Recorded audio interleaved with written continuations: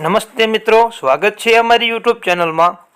જો તમે અમારી ચેનલમાં નવા હોય તો જરૂરથી સબસ્ક્રાઈબ કરી નાખો, જેથી કરીને રોજે રોજના અને મહત્વના સમાચાર મળી શકે।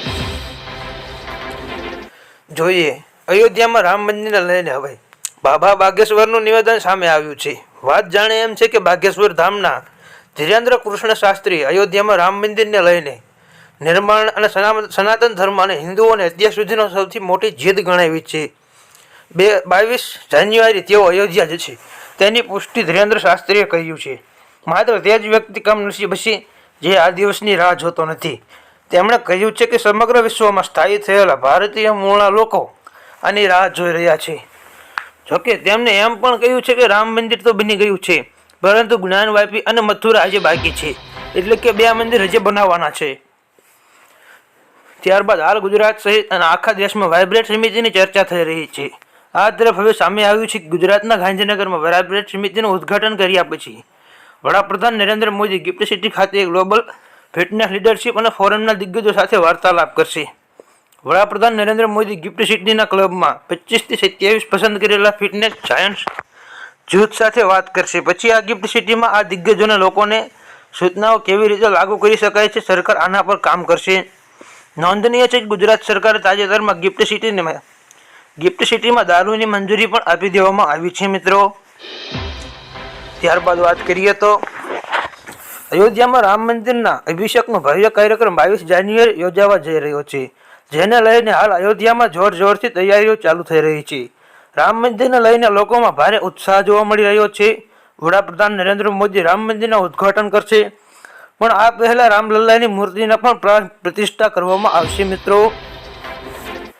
ત્યારબાદ ઉત્તરાયણના તહેવારને હવે ગણતરીના દિવસો જ બાકી છે, ત્યારે પતંગ લૂંટવાની હલ્યામાં ધાબા પરથી પડવાના તેમજ વાહન ચાલકોને દોરી લગાવવાના અસંખ્ય કિસ્સાઓ લોકોને તાત્કાલિક સારવાર ન મળતા જીવ ગુમાવવો પડે છે। ત્યારે કોઈને જીવ ગુમાવવો ન પડે તે માટે ઇમરજન્સી નંબર 108 દ્વારા ઉત્તરાયણના તહેવારને લઈને તૈયારી શરૂ કરી દેવામાં આવી છે। કુલ 800 રોડ એમ્બ્યુલન્સ, 2 બોટ એમ્બ્યુલન્સ અને 1 એર એમ્બ્યુલન્સની તૈયારી છે। ત્યારે ઉત્તરાયણના તહેવાર દરમિયાન થતા અકસ્માતના કેસની વાત કરવામાં આવે તો ગત વર્ષ કરતાં ચાલુ વર્ષે અકસ્માતના કેસોમાં 26% વધારો થવા જઈ રહ્યો છે, તેની પણ સંભાવના દાખલ કરવામાં આવી છે। એટલે કે હવે ઉત્તરાયણના દિવસોમાં ધ્યાન રાખવું પડશે મિત્રો। વાત કરીએ આજના સમાચારની તો ગુજરાતમાં રવિ પાકનું વાવેતર લગભગ પૂર્ણ થવા આવ્યું છે। ખેડૂતોને ગત વર્ષ કરતાં રવિ પાકમાં રેકોર્ડ બ્રેક ભાવ મળ્યા હતા, જેથી ગુજરાતની હાલની સ્થિતિઓના રવિ પાકનું પુષ્કળ પ્રમાણમાં વાવેતર થયું છે।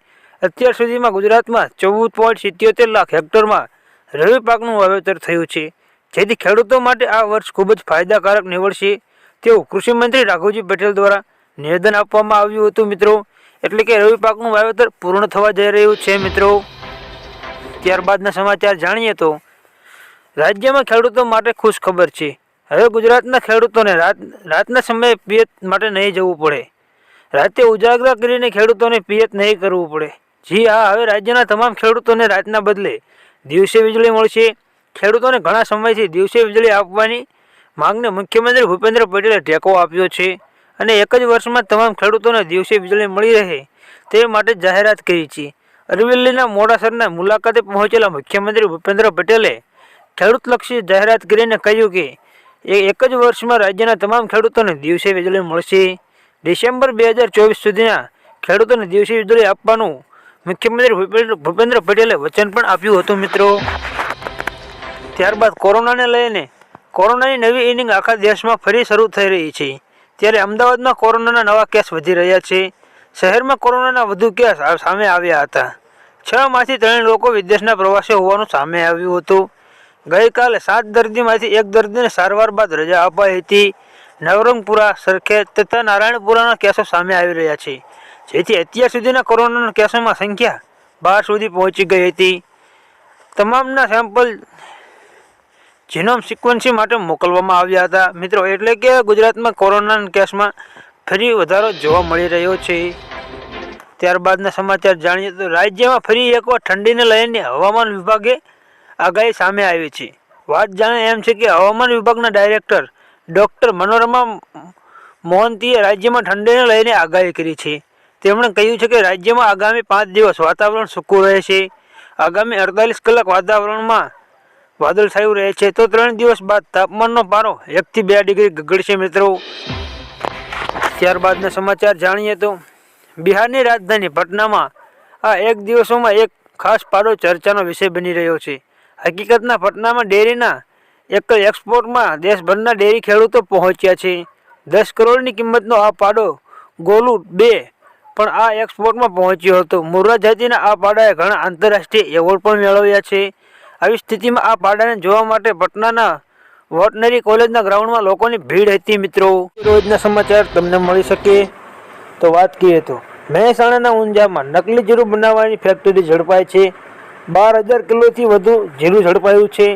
ફેક્ટરીના માલિકનો દાવો પશુ આહારનો છે, જીરું નહીં। મહેસાણાના ઊંઝામાંથી નકલી જીરું બનાવવાની ફેક્ટરી પકડાઈ છે મિત્રો। ગંગાપુર રોડ ઉપરથી શંકાસ્પદ 24,720 કિલો જીરું પકડાયું છે। હલકી ગુણવત્તાની વરિયાળી, ભૂસું અને ગોળની રસી અથવા પથ્થરના પાવડરથી બનાતું જીરું હતું। મહેસાણાના ફૂડ વિભાગે ફેક્ટરીમાં રેડ કરી હતી। 240 કિલો પાવડર મિક્સ અને 630 લીટર ગોળની રસો મિક્સ કરવામાં આવ્યો હતો।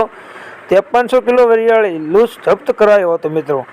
એટલે કે વરિયાળી પણ ડુપ્લિકેટ બનાવવા લાગ્યા છે। ત્યારબાદ ખેડૂતો માટે 15 લાખ રૂપિયા આર્થિક મદદ કરવા મોદી સરકારે દેશના ખેડૂતોને પીએમ કિસાનના FPO યોજના શરૂ કરી છે। આ યોજના હેઠળ ખેડૂતોને ઉત્પાદન સંગઠનને 15 લાખ રૂપિયા આપવામાં આવશે। દેશભરના ખેડૂતોને નવો કૃષિ વ્યવસાય શરૂ કરવા માટે આર્થિક સહાય આપવામાં આવશે। આ યોજનાનો લાભ લેવા માટે ખેડૂતોએ 11 ખેડૂતો સાથે મળીને એક સંસ્થા અથવા કંપની બનાવવાની રહેશે।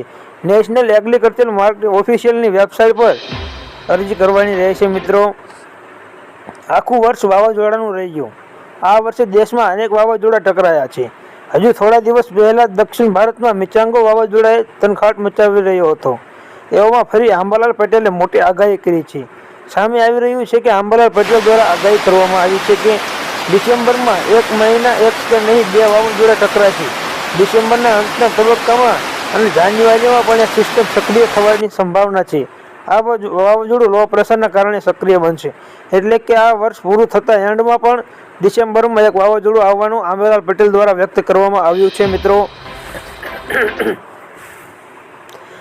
આજનો ખેડૂત મોંઘવારીમાં ફસાયો। 2 વર્ષ પહેલા મગફળીનું બિયારણ 1000 રૂપિયાથી 1200 રૂપિયા મળતું હતું, જે આજે ડબલ થઈને 2200 થી 2400 રૂપિયા પહોંચ્યું છે।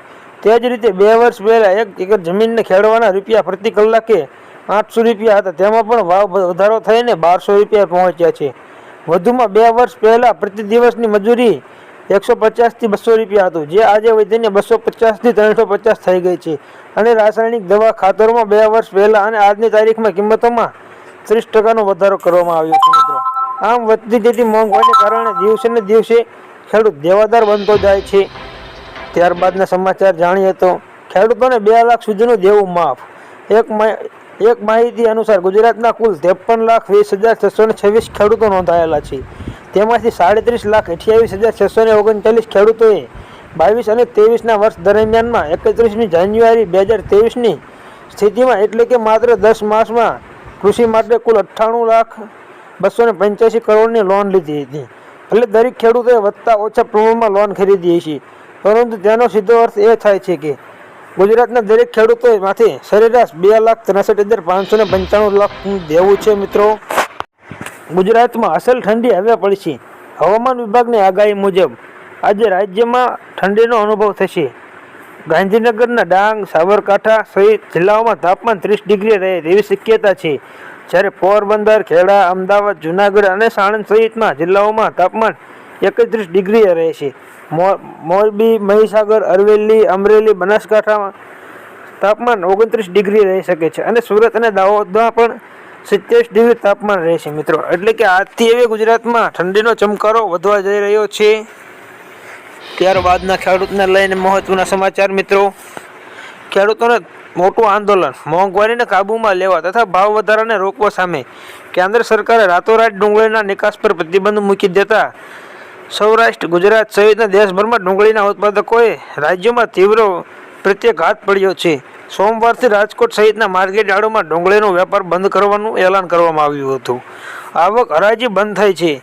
ભારતની સૌથી મોટી મંડી મથક ગણાતા નાસિકમાં તો કિસાનો ઉશ્કેરાઈને રસ્તા પર ઉતરી પડ્યા છે. જેઓને કાબૂમાં લેવા સરકારે લાઠીચાર્જ પણ કરવામાં આવ્યો હતો. મિત્રો, તમને શું લાગી રહ્યું છે? ડુંગળીના ભાવ વધવા જોઈએ કે નહીં? જલ્દીથી કમેન્ટમાં જણાવજો મિત્રો. ત્યારબાદના સમાચાર જાણીએ તો ખેડૂતોને લાગ્યો મોટો ઝટકો. ગરીબોની કસ્તુરીયા ઊંચા ભાવ, લોકોને રડવાનો વારો આવ્યો છે. પરંતુ સરકારે એક નિર્ણયથી ડુંગળીના ભાવ હવે ખેડૂતોને રડાવી રહ્યા છે. રાજકોટના ગોંડલ માર્કેટ યાર્ડમાં ડુંગળીના ભાવમાં મોટો કડાકો થયો છે. સરકારે ડુંગળીની નિકાસ પર પ્રતિબંધ કરતા એક જ દિવસમાં ભાવમાં મોટું ગાબડું પડ્યું છે. જે ડુંગળીના ભાવ એક મણના 700 રૂપિયા બોલાતા હતા તે હવે ગોંડલ માર્કેટ યાર્ડમાં હરાજીમાં 100 થી લઈને 400 સુધી બોલવામાં આવે છે.